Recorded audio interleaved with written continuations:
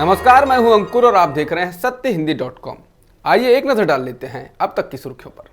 पंजाब कांग्रेस प्रभारी हरीश रावत की टिप्पणी को कैप्टन अमरिंदर सिंह ने अपमानजनक बताया है। कैप्टन ने कहा कि मैं हैरान हूं कि जिस तरह से रावत झूठ बोल रहे हैं। कैप्टन ने कहा कि हमने कांग्रेस विधायक दल की बैठक बुलाए जाने से ठीक एक दिन पहले बात की थी, लेकिन रावत ने तब कहा था कि काम के सिलसिले में कुछ भी नहीं था। यहां तक उन्होंने दावा किया था कि उन्होंने 43 विधायकों द्वारा भेजा गया कोई पत्र नहीं देखा है। मैं हैरान हूं जिस तरह वह आप झूठ बोल रहे हैं। कैप्टन ने कहा कि रावत की टिप्पणी स्पष्ट रूप से पार्टी की मौजूदा दयनीय स्थिति के कारण है। पंजाब के कांग्रेस प्रभारी हरीश रावत ने पूर्व मुख्यमंत्री कैप्टन अमरिंदर सिंह को लेकर कहा कि उनके बीते दिनों के बयानों से लगता है कि वो किसी तरह के दबाव में हैं। कांग्रेस छोड़ने का ऐलान कर चुके कैप्टन को रावत ने कहा कि वो एक बार फिर अपनी बातों पर विचार करें और पंजाब विरोधी बीजेपी के साथ देने से बचें। रावत ने कहा कि कांग्रेस ने कैप्टन अमरिंदर सिंह का कभी अपमान नहीं किया। कांग्रेस नेता हरीश रावत ने कैप्टन अमरिंदर सिंह को लेकर कहा कि उनका मानना था कि उन्हें किसी से सलाह की आवश्यकता नहीं है, जिसमें उनके अपने विधायक और मंत्री और पार्टी नेतृत्व शामिल है। हरीश रावत ने कहा कि कैप्टन अपने फार्म हाउस से ही राज्य और पार्टी को नियंत्रित कर रहे थे और किसी के द्वारा दिए गए सुझावों पर कभी ध्यान नहीं दिया गया। रावत ने कहा कि पूरे राज्य में एक आम धारणा थी कि कैप्टन और बादल एक दूसरे की मदद कर रहे हैं और उनकी एक आपसी समझ है। रावत ने कहा कि मैंने हमेशा विनम्रता पूर्वक उन्हें हमारे चुनावी वादों पर कार्रवाई शुरू करने का सुझाव दिया था। मैंने कैप्टन साहब से इन मुद्दों पर कम से कम 5 बार चर्चा की, लेकिन कोई नतीजा नहीं निकला। पंजाब के मुख्यमंत्री चरणजीत सिंह चन्नी ने आज प्रधानमंत्री मोदी से उनके सरकारी आवास पर मुलाकात की। सीएम बनने के बाद चन्नी की प्रधानमंत्री के साथ ये पहली मुलाकात है। चन्नी ने मुलाकात के बाद कहा कि मैंने प्रधानमंत्री से कृषि बिल के खिलाफ प्रदर्शन कर रहे किसानों के साथ गतिरोध का समाधान खोजने में मदद के लिए कहा। कांग्रेस में हाल ही में शामिल हुए कन्हैया कुमार ने अब बीजेपी पर निशाना साधा है। एनडीटीवी से बात करते हुए कन्हैया कुमार ने कहा कि बीजेपी मुझे टुकड़े टुकड़े गैंग कहती है। मैं बीजेपी के लिए टुकड़े टुकड़े हूँ, क्योंकि मैं बीजेपी के टुकड़े टुकड़े कर दूंगा। कन्हैया ने कहा कि बीजेपी गोडसे को राष्ट्रपिता मानती है, गांधी को नहीं। वो बस अमेरिका में जाकर राष्ट्रपति बाइडेन के सामने गांधी की प्रशंसा करते हैं। कन्हैया ने कांग्रेस नेतृत्व की वर्तमान में हो रही आलोचनाओं को लेकर कहा कि जितनी कांग्रेस की लोग आलोचना करेंगे उतना बीजेपी को फायदा होगा। कन्हैया ने कहा कि बाकी सभी विपक्षी पार्टियां क्षेत्रीय हैं, कांग्रेस अकेली बड़ी राष्ट्रीय पार्टी है और कांग्रेस में ये क्षमता है कि वो बीजेपी को हरा सके और बीजेपी हराई जा सकती है। ब्रिटेन पर जवाबी कार्रवाई के तौर पर ब्रिटेन के भारत आने वाले नागरिकों के लिए 10 दिन का क्वारंटीन अनिवार्य कर दिया गया है।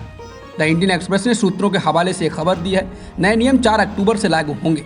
4 अक्टूबर से यूके से भारत आने वाले सभी यूके के नागरिकों को, चाहे वो टीकाकरण कराए हुए हों, उनको आगमन पर 10 दिनों के लिए अनिवार्य रूप से क्वारंटीन करना होगा। इसके अलावा उन्हें यात्रा से 72 घंटे के पहले कोविड-19 आरटी-पीसीआर टेस्ट कराना होगा और आने के बाद हवाई अड्डे पर और फिर आने के 8 दिन बाद टेस्ट कराना होगा। बता दें, ब्रिटेन ने भारत के वैक्सीनेटेड नागरिकों के लिए भी क्वारंटीन अनिवार्य कर रखा है, जिसका भारत ने विरोध किया है। टाटा सन्स के साथ एयर इंडिया के सौदे की रिपोर्ट्स को केंद्र सरकार ने खारिज किया है।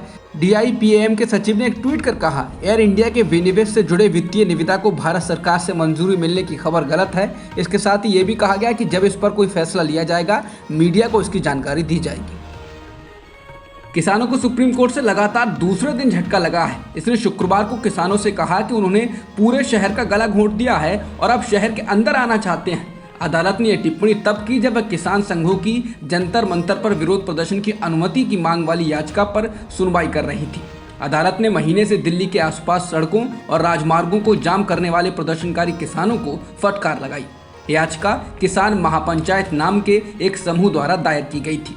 सुनवाई के दौरान जस्टिस खानविलकर ने कहा, आप यात्रा कर रहे सुरक्षा कर्मियों को रोक रहे हैं, आपने ट्रेनों को अवरुद्ध किया, आपने राजमार्गों को अवरुद्ध कर दिया, आपको अनुमति कैसे दी जा सकती है?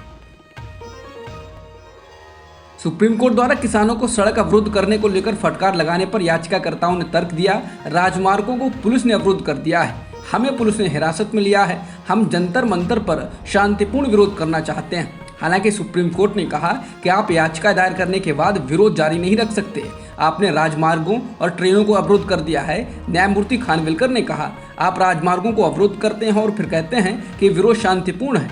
नागरिकों को भी घूमने का अधिकार है, उनकी संपत्तियों को नुकसान पहुंचाया जा रहा है, आप सुरक्षा को भी प्रभावित कर रहे हैं, आपने सुरक्षा कर्मियों को भी रोका है। इससे पहले गुरुवार को भी सुप्रीम कोर्ट ने सख्त टिप्पणी की थी। इसने कहा था कि हाईवे को कैसे बंद किया जा सकता है और यह हमेशा के लिए किया जा रहा है, ये कब समाप्त होगा। जिन मलयालम पत्रकार सिद्दीक कप्पन को उत्तर प्रदेश पुलिस ने 1 साल से जेल में बंद रखा है, उनका आखिर गुनाह क्या है, 1 साल में पुलिस आखिर क्या साबित कर पाई, इसकी मिसाल चार्जशीट में देखी जा सकती है। यूपी एसटीएफ की 5000 पन्नों की चार्जशीट में कप्पन द्वारा मलयालम मीडिया में लिखे गए उन 36 लेखों का हवाला दिया गया है जो कोरोना संकट के बीच निजामुद्दीन मरकज, सीए के खिलाफ प्रदर्शन, उत्तर पूर्वी दिल्ली दंगा, अयोध्या में राम मंदिर और राजद्रोह केस में जेल में बंद शर्जील इमाम के आरोप पत्रों को लेकर लिखे गए हैं।